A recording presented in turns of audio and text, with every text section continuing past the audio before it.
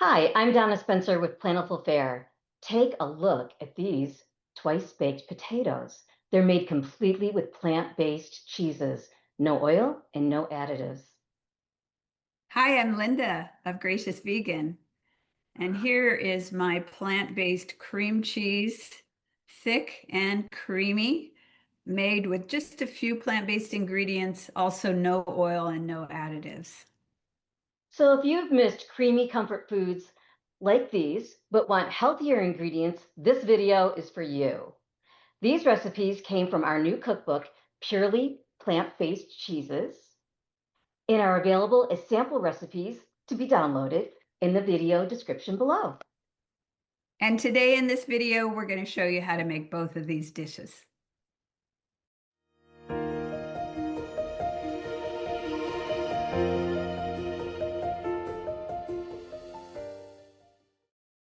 Okay, so let's start with the cream cheese. Cream cheese is one of the foods I miss the most when I became a vegan. I love to put it on so many things and use it in recipes, so creamy and tangy and versatile. And now the great news is with this recipe, I can make it anytime. The total time for this recipe is 48 hours, but most of that is hands-off time. The actual hands-on time is super short, and I'm going to show you. So first we start by blending everything in the blender. So we're going to start with soaked and drained cashews. And then 8 ounces of extra firm tofu. You do not have to press it. Just get all the water out of the container before you take it out and crumble it into the blender.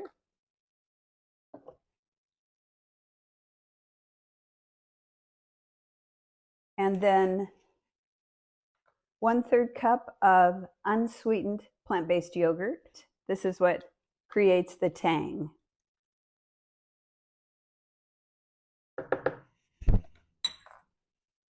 And then 3 tablespoons of water. We may have to add another tablespoon or 2, but it's best to add as little extra water as you can. So now we're going to use our blender here. I'm using a small standing blender. You could also use a powerful smoothie blender. And it's likely that I'll need to stop and wipe down the sides to make sure it gets smooth. The key is that it gets super smooth. I like to blend once it's all going in a vortex. I like to blend for at least a minute to get it very, very smooth. I also, on my blender, like to use the tamper so that I can just keep pushing it toward the blade because it is a very thick mixture.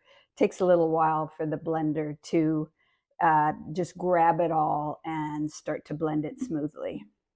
So here we go.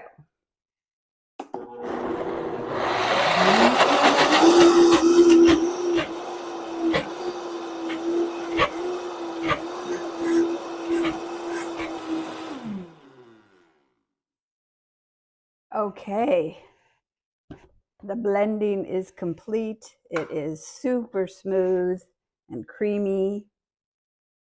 And so the first step, we are almost done with the first day's hands-on work.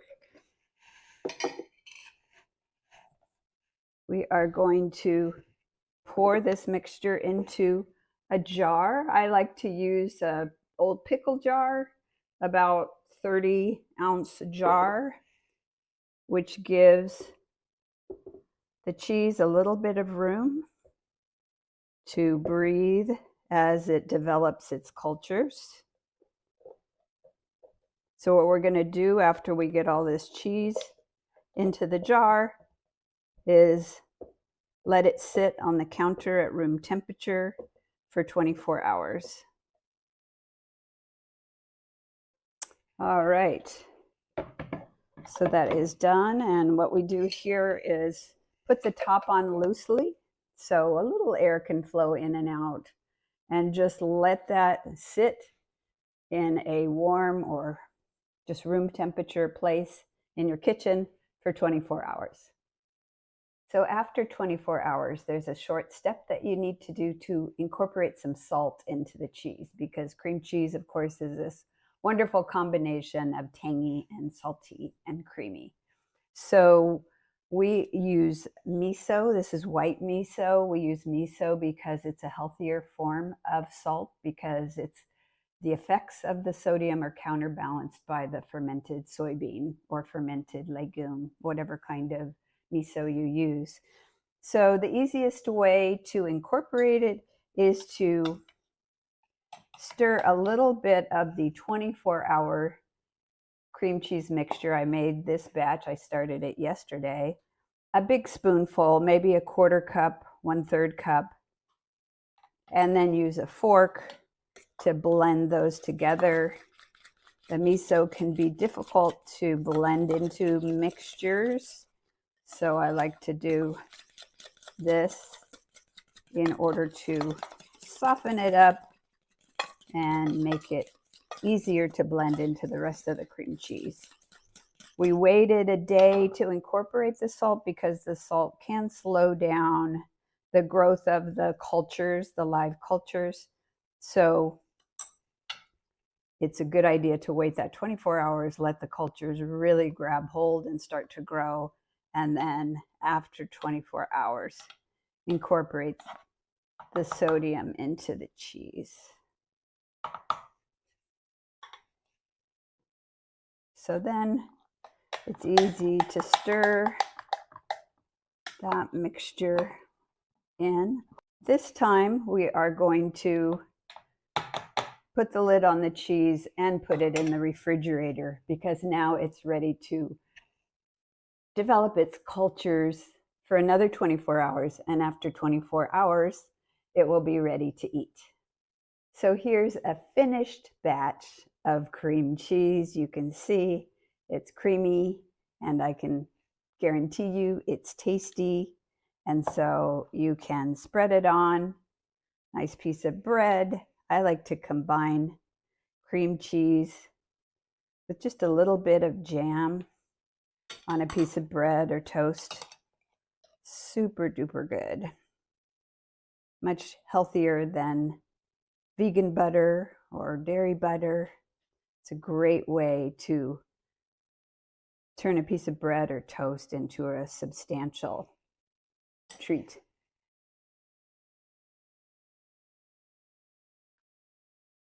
It's got that wonderful tang and creaminess. I hope you like it too.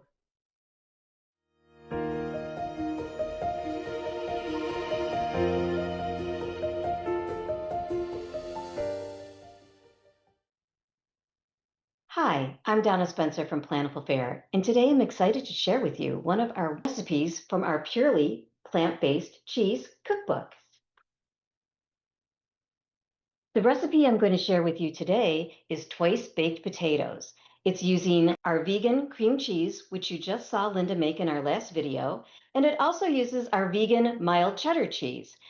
The great thing about this recipe is that you can swap out the vegan cheddar cheese for the sharp cheese, the mild provolone, or our pepper jack. It's very delicious with the pepper jack. They all work beautifully in this recipe, so feel free to give them a try and see the different ways that you can switch up your twice baked potatoes.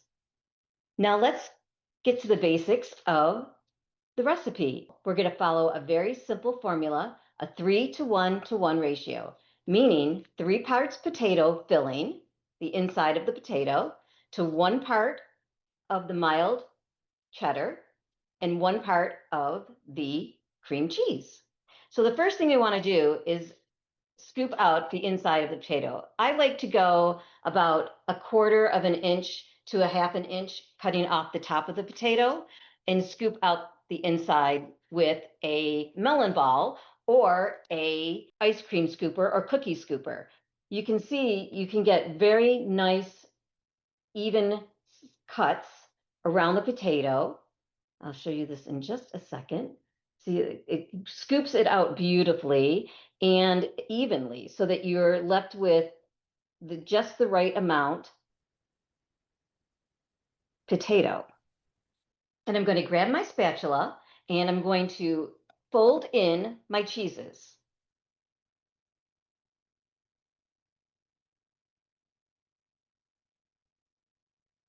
We're just going to fold this in very quickly. Now, at this point, you can decide whether you want this very creamy and smooth and mash your potatoes a little bit more, or if you like them a little bit chunky.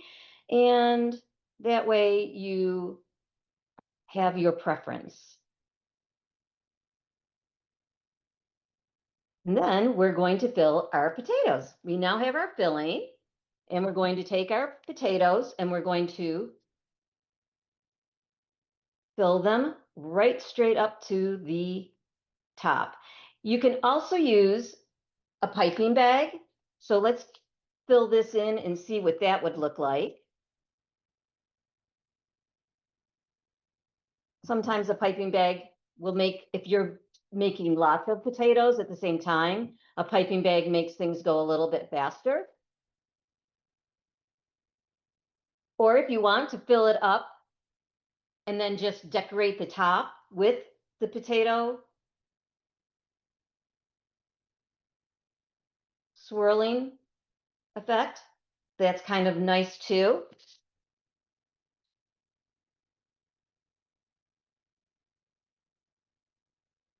You can just see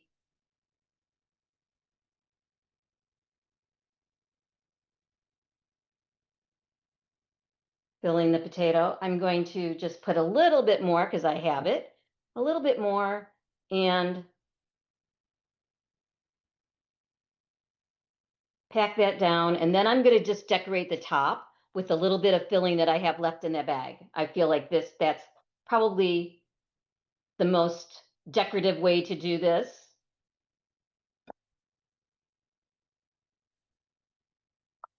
So we've got one potato here, and we've got our second one here.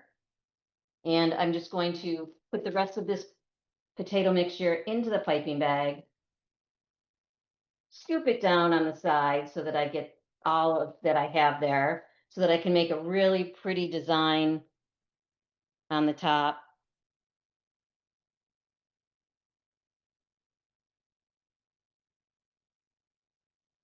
And there we go. There we have it. Now I'm going to go ahead and bake these in the oven at 375 until golden brown. And then when they come out, they're going to look like this.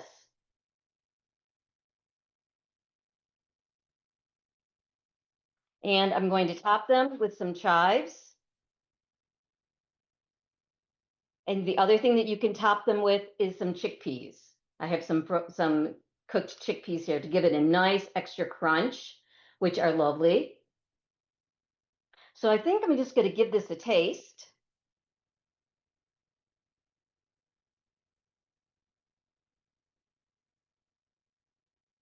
These are delicious. They're creamy. The cream cheese has just enough tang.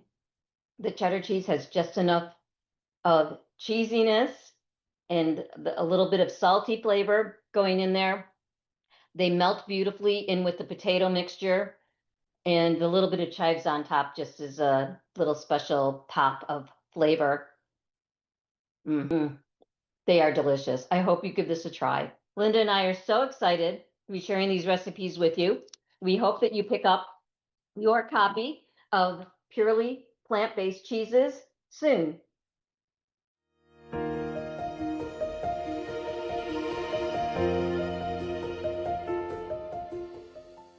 There you have the 2 recipes from the sample of our cookbook, Purely Plant-Based Cheese.